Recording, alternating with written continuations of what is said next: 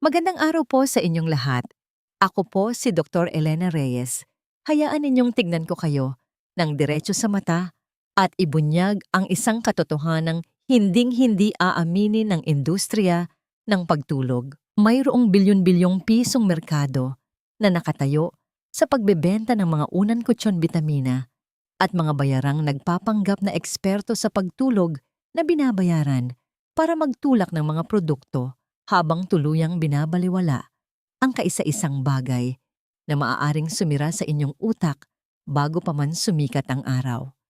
Ito ay walang iba kundi ang posisyon ng inyong pagtulog. Nakapagsalita na po ako sa mga pribadong medikal na seminar at napanood ko kung paano ipagmalaki ng mga kumpanya ang kanilang mga kita, mga kontrata sa labas ng bansa at mga kampanya sa marketing habang iniiwasan ang nakakatakot na siyensya na nagpapakita kung paanong ang ilang posisyon sa pagtulog ay kayang sakali ng daloy ng dugo papunta sa utak. Maari itong mag-trigger ng tahimik na pagbuo ng mga namuong dugo o blood clots at magdulot ng stroke habang kayo ay walang malay at walang laban. Bilang isang doktor ng utak, nakita ko na po ang mga nakatatanda na natutulog ng nakangiti, ngunit paggising ay hindi na makapagsalita o makagalaw. Ito ay dahil ang gravity, ang anggulo ng leeg, at ang presyon sa dibdib ay naiipit ang dugo sa maling lugar sa loob ng maraming oras. Unti-unti nitong ginugutom ang mga masaselang himaymay sa utak hanggang sa mamatay ang mga ito. At hinding-hindi kayo babalaan ng industriya dahil ang takot ay nakakamatay ng benta at ang panik ay nakakasira ng mga kontrata sa mga sponsor. Ngunit sa video na ito, ibubunyag natin ang 5 mapanganib na posisyon sa pagtulog na nagpapataas ng panganib ng stroke sa magdamag. At manatili po kayo hanggang dulo dahil ang posisyon bilang 3 ay maaring magdulot ng biglaan at malawakang paghinto ng sirkulasyon sa utak ayon sa mga nakakagulat na bagong pag-aaral. Maaari ninyong suriin ang bawat sasabihin ko. Ang mga referensya ay nasa description sa ibaba para sa buong transparency. Bago po tayo magsimula, mayroon lamang akong maikling tanong. Ilang taon na po kayo? Nais ko pong malaman kung sino ang aking pinoprotektahan at personal ko pong binabasa ang mga komento at sumasagot dahil mahalaga ang inyong kwento. At ang inyong buhay ay hindi lamang basta isang numero ng view. Ngayon, simulan na po natin ang countdown mula sa 5 at bubuksan nito ang inyong mga mata sa kung ano ang nangyayari sa inyong utak habang kayo ay natutulog. 5. Ang posisyong pilipit ang katawan. Sisimulan natin sa ating 5 pinakamapanganib na posisyon, ang tinatawag kong twisted torso sleeper o posisyong pilipit ang katawan. Dito ang itaas na bahagi ng inyong katawan ay nakaharap sa isang direksyon, habang ang inyong balakang at mga binti ay nakapilipit sa kabilang direksyon. Maaring pakiramdam ninyo ay masarap na inat ito sa simula, ngunit palihim nitong sinisira ang inyong mga vertebral artery, ang mga napakahalagang ugat na dumadaan sa inyong gulugod, diretso sa inyong utak. Kapag nanatili kayo sa ganitong pilipit na posisyon, nang ilang oras parang nilagyan ninyo ng tupi ang mga ugat na ito, katulad ng pagtupi sa isang hose ng tubig at panunood na maging patak-patak na lamang ang daloy ng tubig. Natuklasan sa isang pananaliksik mula sa isang kilalang medikal na journal na ang mga taong natutulog sa ganitong pilipit na posisyon ay nakakaranas ng maliliit na pagkaantala sa daloy ng dugo hanggang 30 beses bawat gabi. Ang bawat pagkaantala ay tumatagal ng 10 hanggang 30 segundo. Ngayon isipin po ninyo ang inyong utak na sinusubukang gumana ng maayos habang pinagkakaitan ng oxygen ng 30 beses gabi-gabi. Ang mga vertebral artery na ito ang nagbibigay ng dugo sa inyong brainstem na siyang kumokontrol sa inyong paghinga, tibok ng puso at kamalayan. Kaya kapag pinigilan ninyo ang daloy sa mga ugat na ito, pinapakialaman ninyo ang pinakamahahalagang pampagana na bumubuhay sa inyo. Ang nagpapalala sa posisyong ito ay madalas na kusanin ninyo itong nagagawa kapag sinusubukan ninyong humanap ng komportableng pwesto sa isang luma o lumubog na kutsyon o kapag may kasiping kayo sa kama at hindi sinasadyang naghahanap ng mas malaking espasyo. Ang solusyon dito ay nakakagulat na simple, ngunit nangangailangan ng sinasadyang pagsisikap at tamang paghahanda. Kailangan ninyong sanayin ang inyong katawan na panatilihing tuwid ang gulugod sa pamamagitan ng paggamit ng isang unan na kasing haba ng inyong katawan tulad ng tandayan o hotdog pillow. Ilagay ito sa pagitan ng inyong mga tuhod at yakapin ng inyong mga braso upang maiwasan ang mapanganib na pagkapilipit. Bukod pa rito, napakahalaga na suriin ang inyong kutsyon kung may mga lumubog o hindi pantay na bahagi dahil kahit ang maliit na paglubog ay maaring maging sanhi ng kusa at mapanganib na pag-ikot ng katawan. Marami sa aking mga pasyente ang matagumpay na naiwasan ang posisyong ito sa pamamagitan ng isang simpleng pag-check bago matulog. Humihiga muna sila ng tuwid na nakatihaya sa loob ng 30 segundo bago pumaling sa kanilang tagiliran. Tinitiyak na ang kanilang gulugod balakang at balikat ay gumagalaw ng sabay-sabay bilang isang unit. Ang susi ay pagiging pare-pareho at panigurado na ang inyong hinihigaan ay sumusuporta sa tamang pagkakatuwid ng katawan.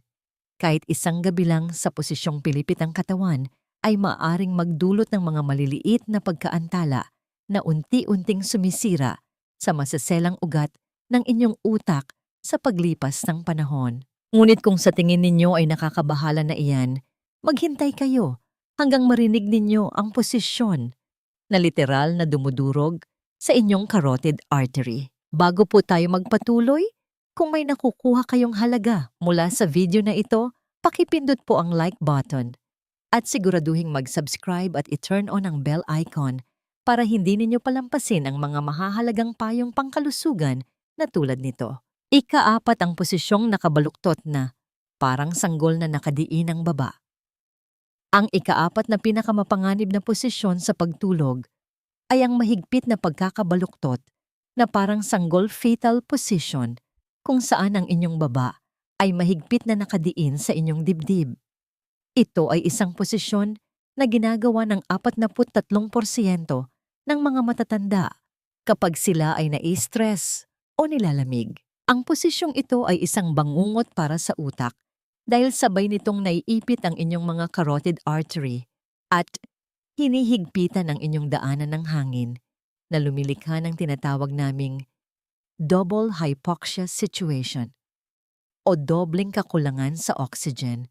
Ang inyong utak ay pinagkakaitan ng oxygen mula sa dalawang magkaibang mekanismo ng sabay. Kapag idiniin ninyo ng mahigpit ang inyong baba sa inyong dibdib, naiipit ninyo ang mga carotid artery na nagbibigay ng 80% ng daloy ng dugo sa inyong utak.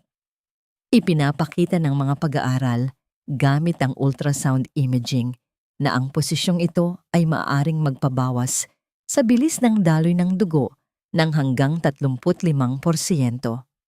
Isipin po ninyo ng ganito ginagamit ng inyong utak ang 20% ng kabuuang supply ng oxygen ng inyong katawan, kahit na ito ay 2% lamang ng inyong kabuuang timbang. Kaya kahit ang maliit na pagbawas sa daloy ng dugo ay may napakalaking masamang epekto sa paggana ng utak. Ang nakadiin na baba ay tumutulak din sa inyong dila paatras na bahagyang humaharang sa daanan ng inyong hangin. Nagdudulot ito ng pabugso-bugsong pagkaantala sa paghinga na iniisip ng inyong utak bilang mga emergency, kaya naglalabas ito ng mga stress hormones sa buong gabi. Isang pag-aaral na inilathala, kamakailan ng mga eksperto sa Philippine Heart Center, ang sumubaybay sa 800 matatanda na palaging natutulog sa ganitong posisyon. Natuklasan nilang mayroon silang mas mataas na presyon ng dugo sa umaga at tumigas na mga ugat, parehong malalaking salik sa panganib ng stroke. Ang nakakaalarma rito ay ang pakiramdam na ang posisyong ito ay nagbibigay ng proteksyon at ginhawa sa maraming tao dahil ginagaya nito ang ating posisyon noong tayo ay nasa sinapupunan pa. Nagbibigay ito ng maling pakiramdam ng kaligtasan habang sa totoo lang ay inilalagay nito ang inyong utak sa panganib.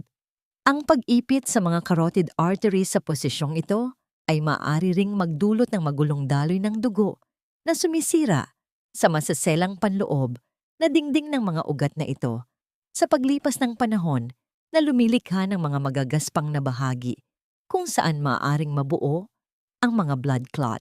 Upang matanggal ang mapanganib na nakasanayang ito, kailangan ninyong sanayin muli ang inyong katawan gamit ang tinatawag kong pinalawak na posisyong nakabaluktot, extended fetal technique.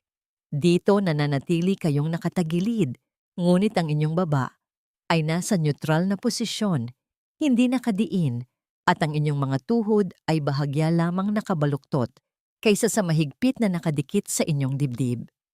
Maglagay ng maliit na unan o nakarolyong tuwalya sa ilalim ng inyong leeg upang mapanatili ang natural na kurba ng inyong gulugod sa leeg at maiwasang bumagsak ang inyong baba.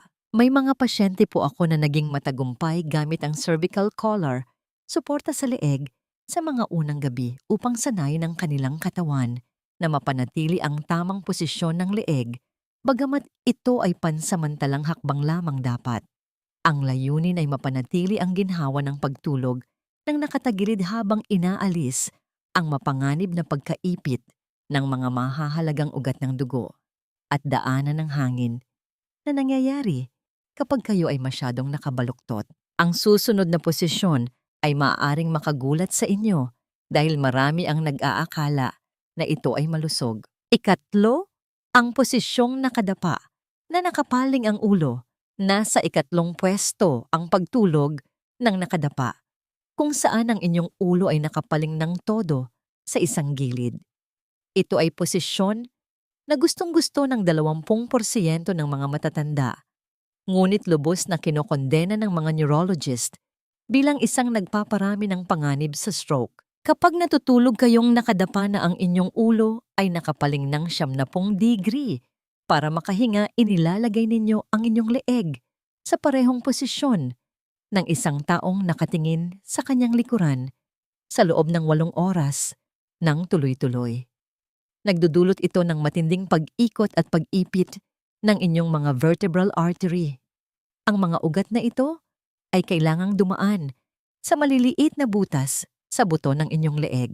Kapag pinanatili ninyo ang matinding pag-ikot ng leeg, naiipit ninyo ang mga ugat na ito na parang pagtapak sa isang straw, binabawasan ang daloy ng dugo sa mga kritikal na bahagi ng inyong utak, kabilang ang cerebellum at brainstem. Ipinakita sa mga bagong pag-aaral na ang mga natutulog ng nakadapa na may nakapaling na ulo ay nakakaranas ng tinatawag nating positional vertebrobasilar insufficiency, kung saan ang daloy ng dugo sa likod ng utak ay bumabagsak ng hanggang 45% habang natutulog. Lumilikha ito ng perpektong kapaligiran para mabuo ang mga maliliit na clot sa mga bahaging mabagal ang daloy ng dugo. At ang mga clot na ito ay maaaring kumawala kalaunan at magdulot ng matitinding stroke. Ang presyon sa inyong leeg sa posisyong ito ay nakakaapekto rin sa vagus nerve na nagre-regulate ng tibok ng puso at presyon ng dugo. Nagdudulot ito ng hindi regular na takbo ng puso sa buong gabi na lalo pang nagpapataas ng panganib ng stroke. Ang nakakapagpapahamak sa pagtulog ng nakadapa ay madalas itong nagiging dahilan para matulog ang tao nang nakataas ang isang braso sa ibabaw ng kanyang ulo na umiipit sa subclavian artery at lalo pang nagpapabawas sa daloy ng dugo pabalik sa puso at utak. Isang mahabang pag-aaral mula sa Philippine General Hospital, PGH, ang natuklasan na ang mga palaging natutulog ng nakadapa ay may dobleng bilang ng transient ischemic attacks o mini strokes kumpara sa mga natutulog ng nakatihaya o nakatagilid, at ang panganib ay mas mabilis tumaas pagkalipas ng edad 50. Ang matinding pag-unat ng leeg na kailangan sa posisyong ito ay umiipit din sa mga carotid sinus, mga espesyal na sensor ng presyon na tumutulong mag-regulate ng presyon ng dugo na nagdudulot ng mapanganib na pagbabago-bago na maaaring mag-trigger ng stroke sa mga mahihinang individual. Ang pagtanggal ng nakasanayang pagtulog ng nakadapa ay nangangailangan ng unti-unting paglipat dahil ang biglaang pagpapalit ng posisyon ay maaaring sumira sa kalidad ng pagtulog at maging dahilan para kusang bumalik ang tao sa mapanganib na posisyon. Magsimula sa pamamagitan ng paggamit ng manipis na unan sa ilalim ng inyong balakang upang mabawasan ang kurba sa ibabang bahagi ng inyong likod na ginagawang mas komportable ang pagtulog ng nakatagilid. At maglagay ng mga bola ng tenis sa bulsa sa dibdib ng isang masikip na damit para makaramdam ng kaunting hindi komportable kapag kayo ay dumapa. Unti-unting lumipat sa pagtulog ng nakatagilid sa pamamagitan ng pagsisimula ng gabi na nakatagilid na may unan na kasing haba ng katawan bilang suporta. At kung magising man kayo na nakadapa, dahan-dahang bumalik sa pagtagilid ng walang pagkabigo o pag-aalala. Ang paglalaan ng pera para sa mga tamang unan at ang pag-uugaling pasensyoso sa panahong ito ng paglipat ay literal na makapagliligtas ng inyong buhay. Ang pag-aalis ng pagtulog ng nakadapa ay maaaring makapagpababa ng panganib ng stroke ng hanggang 25% ayon sa mga bagong pananaliksik sa utak. Ngayon ay papasok na tayo sa totoong mapanganib na teritoryo sa isang posisyon na nakakaapekto sa sistema ng daloy at paglinis ng inyong utak. Ikalawa, ang posisyong nakapatong sa mataas na salansan ng mga unan.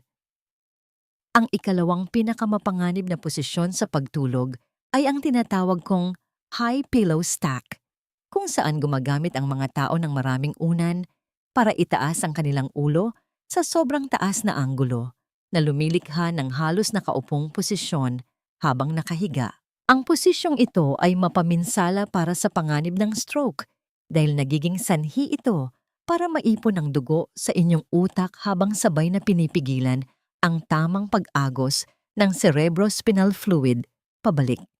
Lumilikha ito ng tumaas na presyon sa loob ng bungo intracranial pressure na maaaring makapagpaputok sa mga maseselang ugat ng dugo. Kapag ang inyong ulo ay nakaangat ng higit sa 30 degree sa itaas ng inyong puso, habang nakahiga, sinisira nito ang natural na antas ng presyon na inaasahan ng inyong utak para sa tamang daloy ng dugo at pag-alis ng mga dumi.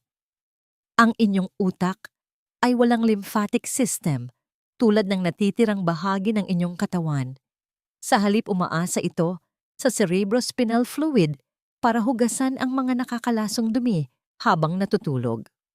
Ngunit ang mataas na posisyon ng unan ay humaharang sa kritikal na prosesong ito ng paglilinis. Ipinakita ng mga pag-aaral na gumagamit ng mga espesyal na brain imaging na ang mga taong natutulog na may mataas na nakaangat na ulo ay nag-iipon ng mga nakalalasong beta-amyloid proteins at tau tangles ng mas mabilis ang parehong nakalalasong protina na nauugnay sa Alzheimer's disease at vascular dementia. Ang matinding pagyuko ng leeg na sanhi ng nakasalansang mga unan ay umiipit din sa mga jugular vein na responsable sa pagpapaagos ng dugo mula sa inyong utak pabalik sa inyong puso. Nagdudulot ito ng pag-ipon ng dugo na nagpapataas ng presyon sa loob ng inyong bungo. Ang tumaas na presyong ito ay humihila at nagpapahina sa mga dingding ng ugat.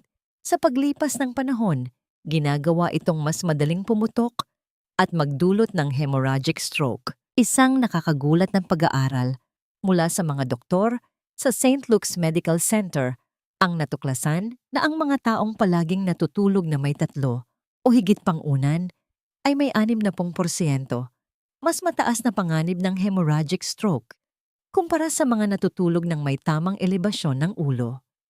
Pinalalala rin ng mataas na unan ang sleep apnea dahil nagiging dahilan ito para matupi ang daanan ng inyong hangin na nagdudulot ng pabalik-balik na kakulangan sa oxygen na nagpapa-stress sa inyong puso at nagpapataas sa panganib na mamuo ang dugo.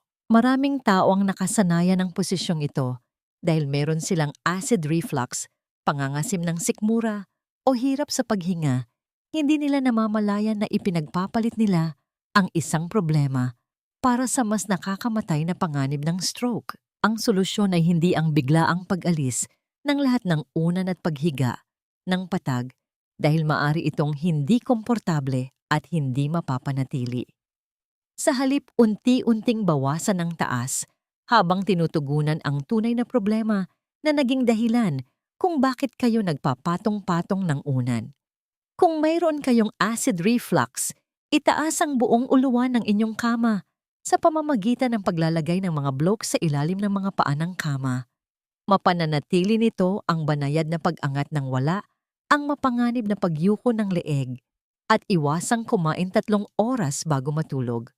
Para sa mga issue sa paghinga ang wedge pillow unan, na hugis kalso, na sumusuporta sa buong itaas ng inyong katawan, ay nagbibigay ng elevasyon ng walang matinding anggulo na nakompromiso sa daloy ng dugo sa utak.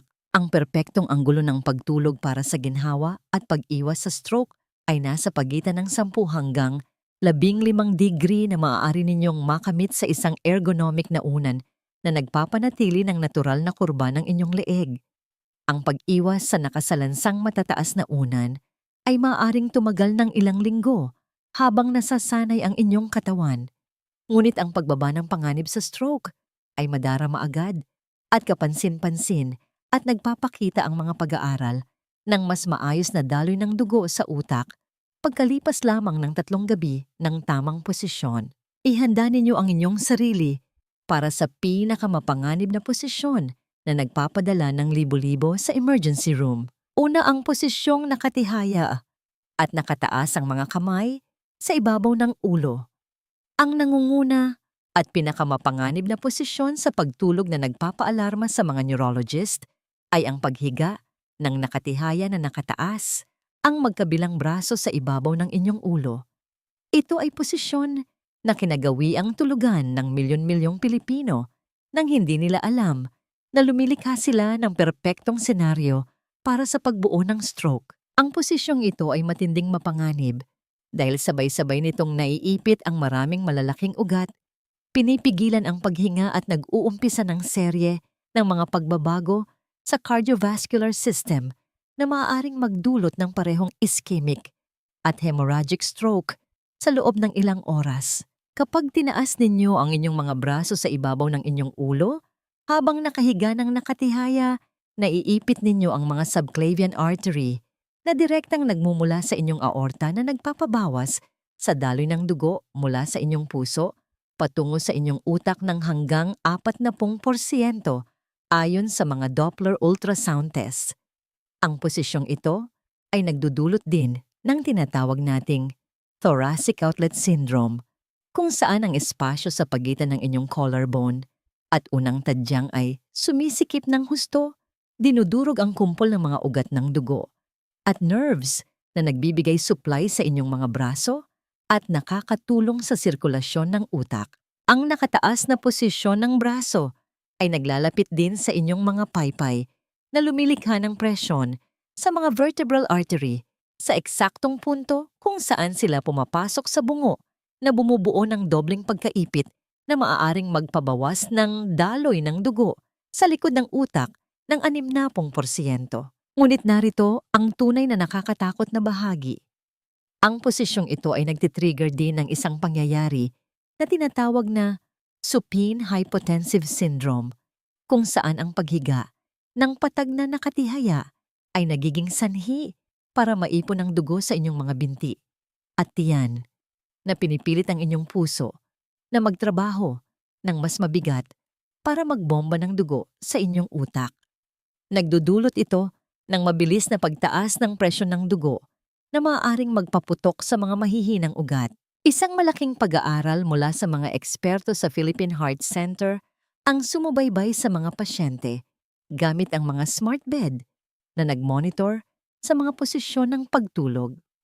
Natuklasan nila na ang mga taong natutulog sa ganitong posisyon na nakataas ang braso ng higit sa 2 oras bawat gabi ay may 72% na mas mataas na panganib ng stroke kumpara sa anumang ibang posisyon ng pagtulog. Ang nakataas na mga braso ay umiipit din sa mga lymphatic vessels sa inyong mga kilikili na pumipigil sa tamang pag-agos ng dumi mula sa inyong utak at lumilikha ng nakakalasong kapaligiran kung saan namumuo ang pamamaga na nagtitrigger ng stroke.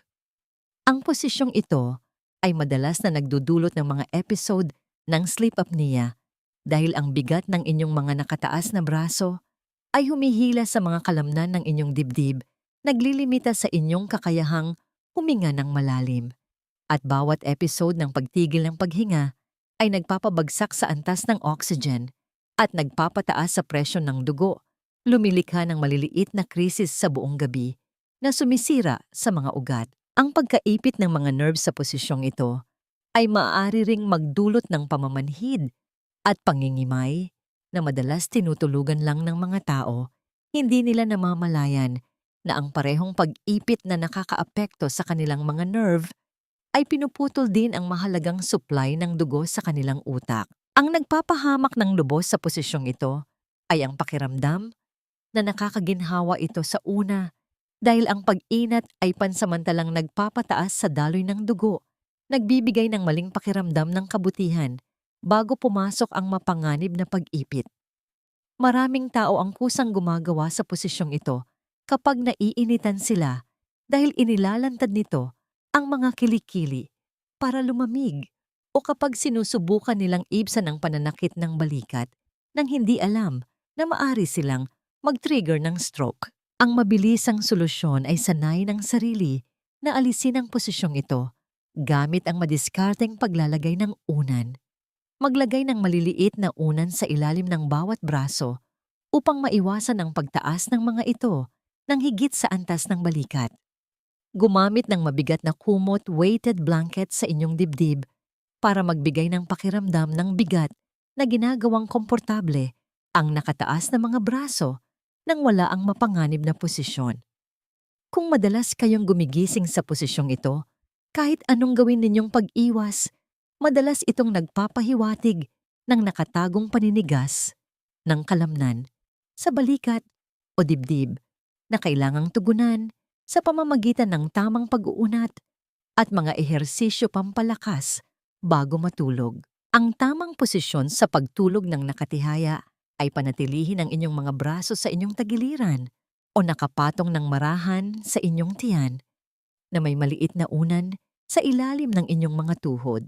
Ito ay upang mapanatili ang tamang pagkakatuwid ng gulugod at maiwasan ang pananakit ng ibabang likod na madalas nagiging dahilan para piliting itaas ang mga braso. Ilan sa aking mga pasyente ang matagumpay na natigil ang ugaling ito sa pamamagitan ng pagsusuot ng komportableng damit pantulog na may mga bulsa sa may balakang at paglalagay ng mga bola ng tennis sa loob nito.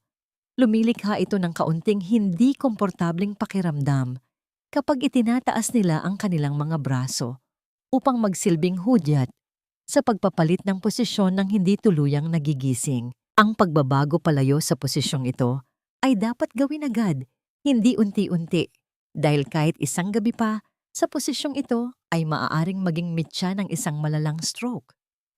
At ipinapakita ng mga pag-aaral na ang simpleng pagtanggal sa posisyong ito ay maaaring makapagpababa sa panganib ng stroke ng hanggang 50% sa loob lamang ng isang linggo. Ang totoo niyan mga lolo at lola, mga minamahal kong kababayan, ang inyong posisyon sa pagtulog ngayong gabi ang maaaring magtakda kung may bukas pa para sa inyo. At ngayong alam na ninyo ang 5 mapanganib na posisyong ito, nasa inyong mga kamay ang kapangyarihang protektahan ang inyong utak habang kayo ay natutulog. Ang paggawa ng mga pagbabagong ito ay maaaring hindi komportable sa una, ngunit ang kawalan ng ginhawa ay isang maliit na sakripisyo lamang kumpara sa mapaminsalang epekto ng stroke. Simulan ninyo ngayong gabi sa pamamagitan ng pagsuri sa inyong posisyon bago kayo makatulog at gawin ang mga kinakailangang pag-aayos na makapagliligtas sa inyong buhay. Ang ating katawan ay patuloy na nagtatrabaho upang buhayin tayo kahit na tayo ay natutulog. Ang simpleng pag-aayos ng ating posisyon at pagbibigay ng tamang suporta sa ating leeg, gulugod at mga ugat ay nagbibigay ng malaking lunas upang makadaloy ng maayos ang dugo sa ating utak. Alagaan natin ang ating pagtulog sapagkat dito naghihilom ang ating isip at katawan. Kung meron po kayong mga katanungan o saloobin magkomento lamang po kayo sa ibaba. Gusto po naming marinig ang inyong mga kwento. Maraming salamat po sa panonood. Pakipindot po ang subscribe at ibahagi-share ang video na ito sa inyong mga pamilya, kaibigan at mga kapwa natin na katatanda upang mailigtas din natin sila.